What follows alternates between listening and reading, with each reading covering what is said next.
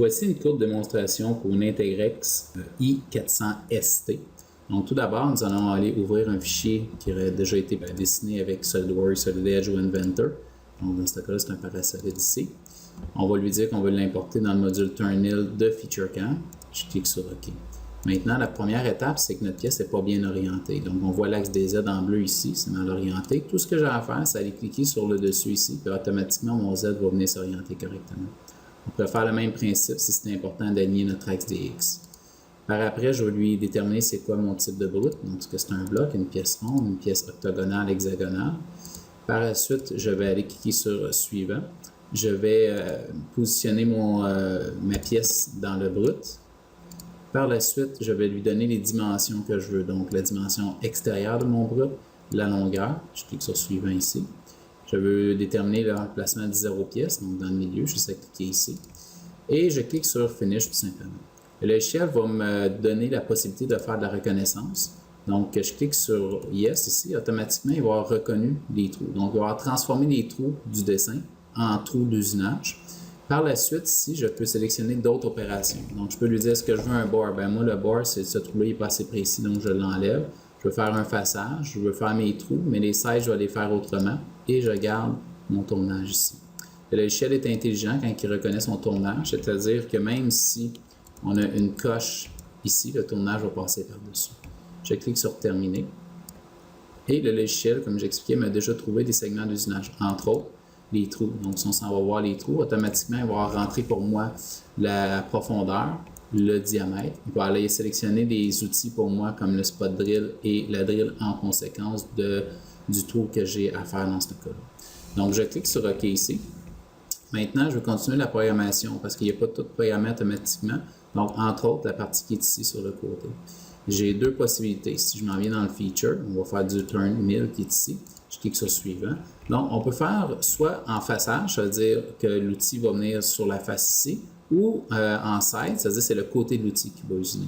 Là, si on va utiliser cette fois-ci le face, donc qu'est-ce qu'il va me demander, c'est comment que l'outil doit être orienté. Donc, je n'ai pas de mesure réelle, donc je vais tout simplement cliquer sur la surface. Automatiquement, ma tête va aller s'orienter en fonction de ça. Je clique sur suivant à nouveau. Je lui indique quelle face que je veux facer et je clique sur Finish et le tour est joué. On peut partir d'une simulation pour voir un petit peu qu'est-ce que ça va donner. Donc, on peut visualiser la machine au complet, ici. Ou encore, on peut cliquer sur les parties qu'on ne veut pas voir. Donc, des fois, ça peut arriver qu'on va enlever le contour, ce soit plus facile à visualiser. C'est quelque chose qu'on peut faire. Donc, dans le cas que j'ai ici, on a un mandrin principal, un mandrin secondaire avec une tourelle en haut et une tourelle en haut. Donc, maintenant, ce que je veux faire, c'est tout simplement faire ma simulation, m'assurer qu'il n'y ait pas de collision. Donc, on peut constater ici assez facilement qu'on passe assez proche sur le côté. Donc, ça pourrait causer un certain problème. Donc, qu'est-ce que je vais faire? C'est que je vais m'assurer de sortir, dans le fond, la pièce un petit peu plus du mandrin. Donc, c'est assez simple. Tout ce qu'on a à faire, c'est venir ici et à l'endroit indiqué ici, lui dire que je vais sortir l'exemple de 7 pouces pour être sûr qu'il n'y ait pas de collision. Donc, je peux redémarrer ma simulation à nouveau. Et la pièce est sortie de plus longue. Par contre, on pourrait avoir un autre problème aussi, c'est que quand on fait le tournage, même si on a sorti notre pièce, on pourrait avoir peur qu'il y ait une collision à nouveau avec le côté. Donc, à nouveau, c'est quand même assez simple. Tout ce qu'on a à faire, c'est de double-cliquer, s'en venir dans l'outil, puis lui dire que je veux utiliser un outil qui est à un certain degré ici. Donc, je m'en viens de cette façon-là. Donc, de cette façon, on va éviter toutes les collisions. Si on peut redémarrer la simulation. Donc, notre façage ici qui n'a pas changé, mais notre outil qui vient usiner sur le côté. Par contre, dans cette machine-là, on a une option supplémentaire qui est la tourelle qui est en bas. Donc, on va l'utiliser.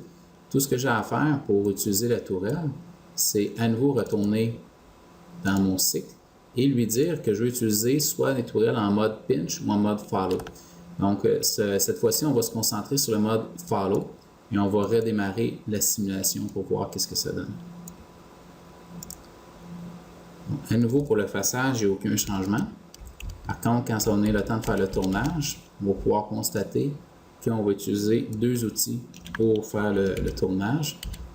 Donc, dans ce cas-là, les deux outils sont décalés. Okay? Donc, le premier outil prend le premier 100 millième, puis le deuxième outil prend le deuxième 100 millième. On va dire si c'est 100 millième de profond.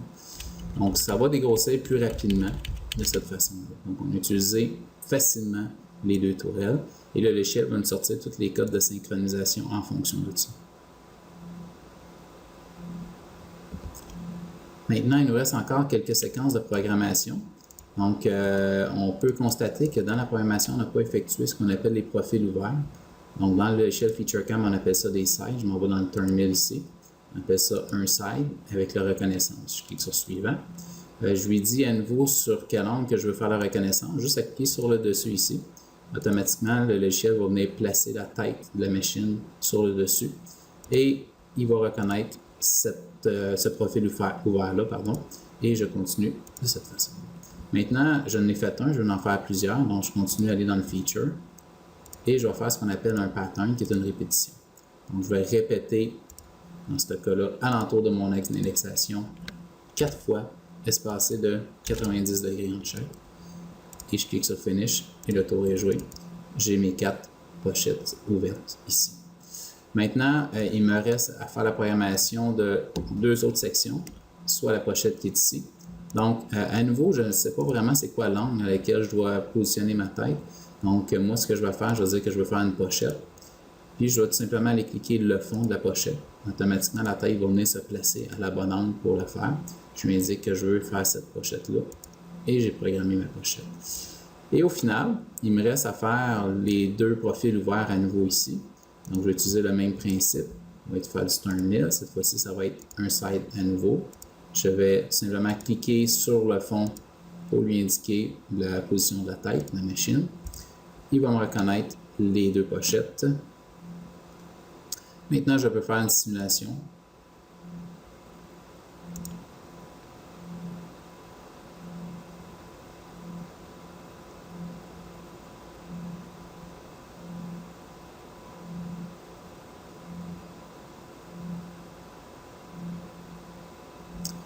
Il est maintenant temps de transférer la pièce sur le mandrin secondaire. C'est ce que je vais faire. Donc, c'est assez facile. La première des choses que je vais faire, c'est que je vais aller mesurer la pièce. Donc, je vais aller utiliser les outils dans le logiciel directement pour aller mesurer la pièce. Donc, je vais mesurer la pièce totale. On m'indique ici que la pièce est 4 pouces et 94 mm. Donc, je suis en mesure d'effectuer la procédure de transfert. Donc, ce qu'on va faire, c'est en tournage ici, on va lui dire qu'on veut couper la pièce en premier. Donc, on va faire un cut-off. Dans la section cut-off, on peut lui dire si on veut un chanfrein, si on veut un rayon au cut-off. Également, dans le cas qu'on a une pièce avec un trou à l'intérieur, on peut lui dire le trou à l'intérieur pour pas que le cut-off aille trop loin. Par la suite, on va lui indiquer à quel endroit on veut effectuer le cut-off ici.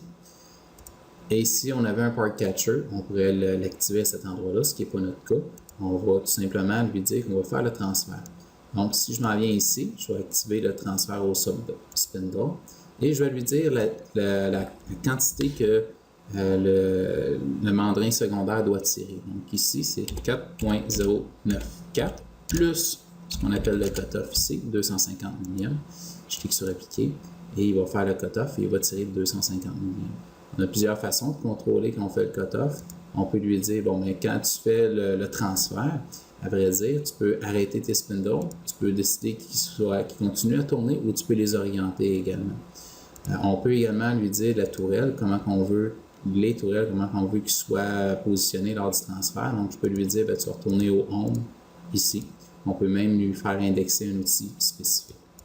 Donc, maintenant, on peut à nouveau partir à la simulation.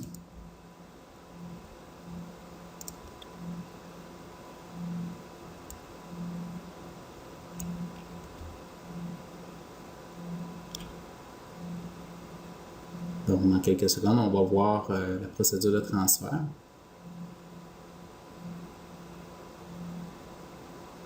Donc, les tourelles retournent au home.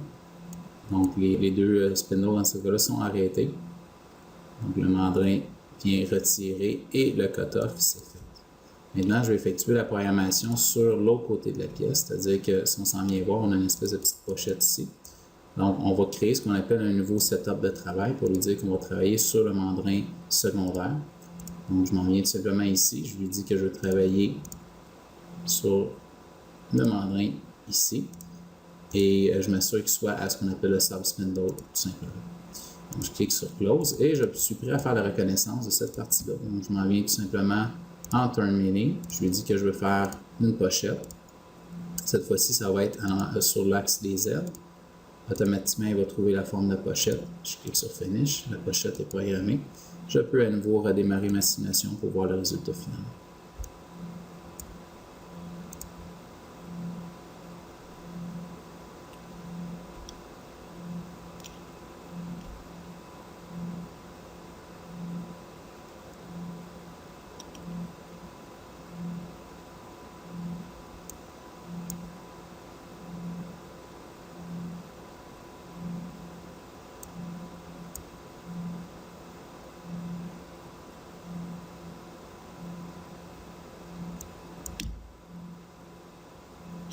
Dans ce cas-là, on utilise ce qu'on appelle l'axe C.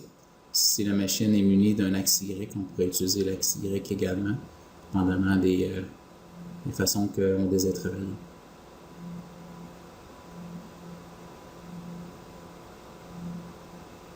Et voilà. Maintenant, on est prêt à sortir le code G. Donc, on a juste à apaiser sur NC code. Et notre code G est disponible pour les deux tourelles.